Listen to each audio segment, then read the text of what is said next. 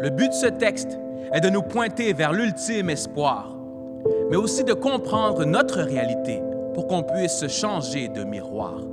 La douleur d'entendre et ressentir ces mots. Tu fais quoi dans la vie pour avoir une si belle auto?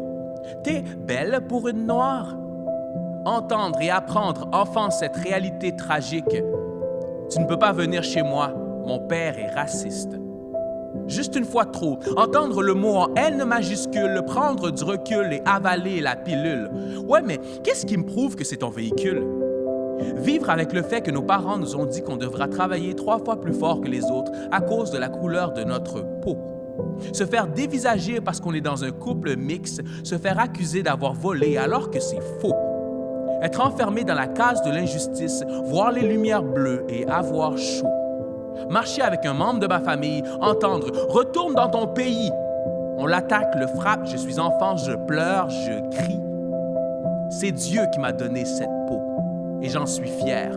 Fier de faire partie des palettes de couleurs de mon Créateur.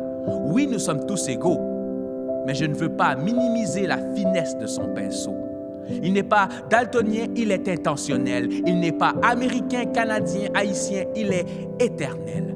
Cette enveloppe que nous portons pendant toute notre existence est aussi la carte de visite que nous avons pour refléter sa main puissante. Même si nous ne sommes pas américains, toute la communauté noire a eu mal en même temps, voyant que George Floyd aurait pu être notre ami, notre cousin, notre frère.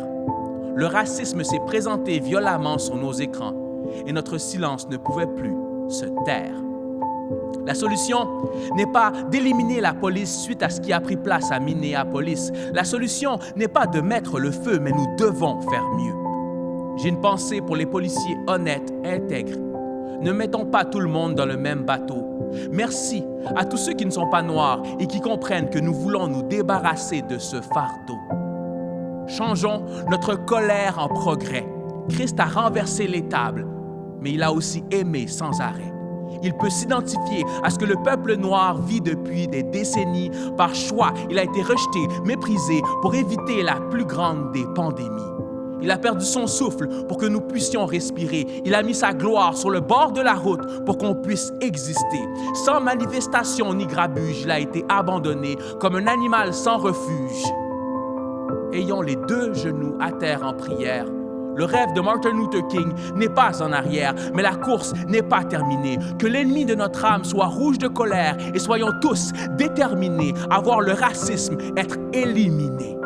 Non, ennemi de mon âme, tu n'auras pas ma belle peau. Elle appartient à mon Sauveur, celui qui a donné la sienne comme cadeau pour que puisse battre mon cœur.